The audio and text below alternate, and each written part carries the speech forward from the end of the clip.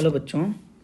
तो अभी टॉपिक का नाम है वर्च रिडक्शन, जिसमें अल्काइन सोडियम से रिएक्ट कर रहा होता है और in the presence of liquid ammonia, और यहाँ पे अल्कोहल ले रहे होते हैं।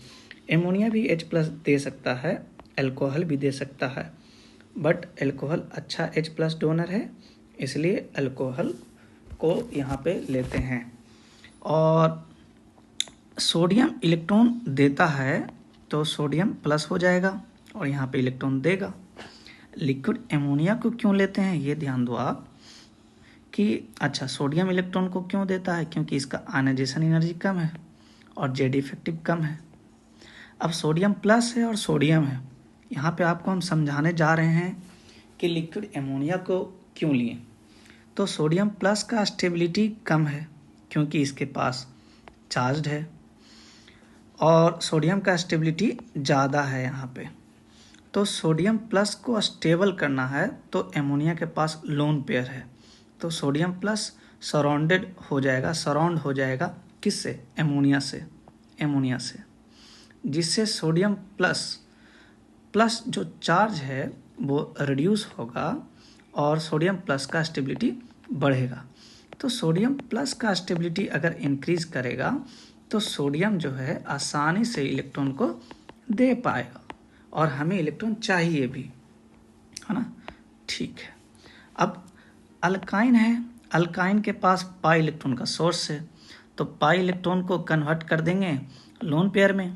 तो इस कार्बन पे कन्वर्ट कर दिए तो इस कार्बन पे आ जाएंगे प्लस चार्ज आ जाएंगे और इस कार्बन पे माइनस चार्ज आ जाएंगे। अब इस कार्बन पे प्लस चार्ज था तो सोडियम, बहुत सारा सोडियम है तो बहुत सारा सोडियम प्लस, तो बहुत सारा इलेक्ट्रॉन, तो इस पे 2 इलेक्ट्रॉन आ गया। तो जाहिर सी बात है एक नेगेटिव चार्ज आ जाएगा। क्यों? क्योंकि एक इलेक्ट्रॉन, 2 इलेक्ट्रॉन, 3 वैलेंस इलेक्ट्रॉन और 3 2 5, तो फॉर्मल चार्ज इस कार्बन पे कितने आ जाएंगे? -1, क्योंकि एक इलेक्ट्रॉन ज़्यादा है। सेम कॉन्सेप्ट इस कार्बन के लिए, एक वैलेंस इलेक्ट्रॉन, दूसरा वैलेंस इलेक्ट्रॉन, तीसरा, चौथा, पांचवा, तो इस कार्बन का भी फॉर्मल चार्ज क्या डिफाइन हो जाएगा? -1। अब देखो, यहाँ पे देखो और यहाँ पे देखो, अगर लोन पेयर ट्रांसफॉर्म में, यहाँ पे ट्रांसफॉर्म में है लोन पेयर और यहाँ पे लोन पेयर सिस फॉर्म में है, तो जाहिर सी बात है जो लोन पेयर होते हैं वो ज़्यादा एरिया को ऑक्युपाई करते हैं इस कार्बन पे, मतलब सेंट्रल एटम पे। इस कार्बन पे भी ज़्यादा एरिया को वो ऑक्युपाई करेंगे, तो बल्कि है ये आपस में क्या होगा? रिपल्सन होगा, आपस में रिपल्सन होगा तो स्टेबिलिटी कम होगा। ट्रांसफॉर्म में है यहाँ पे, तो यहाँ पे रिपल्सन कम होगा, स्टेबिलिटी ज़्यादा होगा। इसका मतलब जब H+, जैसे ये देखो अल्कोहल H+ दिया, तो H+ अगर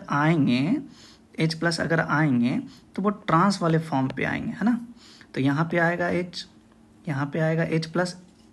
H कहने का मतलब H+ आएंगे तो H में डिफाइन हो जाएगा, तो ये ट्रांस अल्किन हो गया, क्योंकि H+ कहाँ आया था?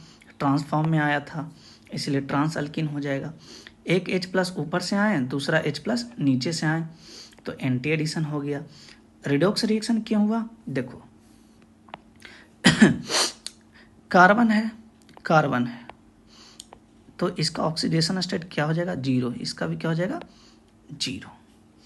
इस कार्बन का ऑक्सीडेशन स्टेट या ऑक्सीडेशन नंबर कितने हो जाएंगे? -1। इसके भी कितने हो जाएंगे? -1।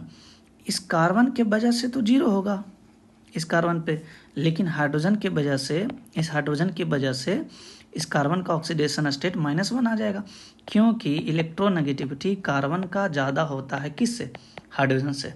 तो इस हाइड्रोजन के पास आ जाएंगे +1, तो इस कार्बन के पास आ जाएंगे -1 है। इस हाइड्रोजन के पास +1 तो इस कार्बन के पास -1, तो 0 से -1 गया है। यहाँ पे देखो आप, 0 से -1 तो रिडक्शन हो जाएगा, है ना।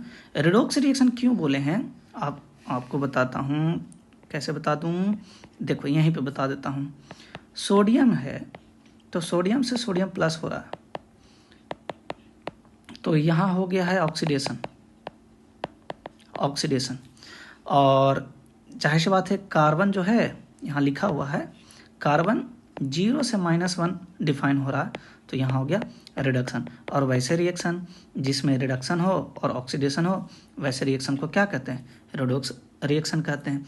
अगला कॉन्सेप्ट है कि बर्च रिडक्शन सिर्फ और सिर्फ इंटरनल अल्काइन का होता है। इंटरनल अल्काइन इसको कहते हैं। टर्मिनल अल्काइन किसको कहते हैं? इसको कहते हैं। तो टर्मिनल अल्काइन का बर्च रिडक्शन नहीं होता है। उसके पीछे का रीजन यहाँ रहा, कार्बन का इलेक्ट्रोनेगेटिविटी ज़्यादा है। तो कार्बन का इलेक्ट्रोनेगेटिविटी ज़्यादा है तो वो क्या करेगा कि ये H प्लस मतलब कार्बन का इलेक्ट्रोनेगेटिविटी ज़्यादा है, क्योंकि इस कार्बन का हाइब्रिडेशन क्या sp है। तो ये हाइड्रोजन का जो शेयर्ड इलेक्ट्रॉन है, अपना इलेक्ट्रॉन ये कार्बन तो ले जाएगा, साथ में इस हाइड्रोजन का इलेक्ट्रॉन जो कि शेयर्ड है वो कार्बन ही ले जाएगा। तो यहाँ से आ जाएंगे कार्बन माइनस और यहाँ से आ जाएंगे H प्लस। कार्बन माइनस कहने का मतलब है यहाँ पे ये RC triple bond C minus और यहाँ हो जाएगा H प्लस। अब कंटेनर में क्या पड़ा हुआ? सोडियम प्लस पड़ा हुआ। तो ये कार्बन माइनस क्या करेगा? Na प्लस से कनेक्ट हो जाएगा। Na प्लस से कनेक्ट हो जाएगा तो ये बन जाएगा। और जाहिर सी बात है वो H प्लस को दिया है, Na प्लस को लिया है, तो कौन सा रिएक्शन हो गया? एसिड बेस रिएक्शन हो गया। तो इसीलिए कहा जाता है कि बर्च रिडक्शन किसके होंगे? इंटरनल अल्काइन के होंगे, टर्मिनल अल्काइन के नहीं होंगे। तो आज के लिए कॉन्सेप्ट इतना ही, मिलते हैं किसी और वीडियो के साथ। थैंक यू, धन्यवाद।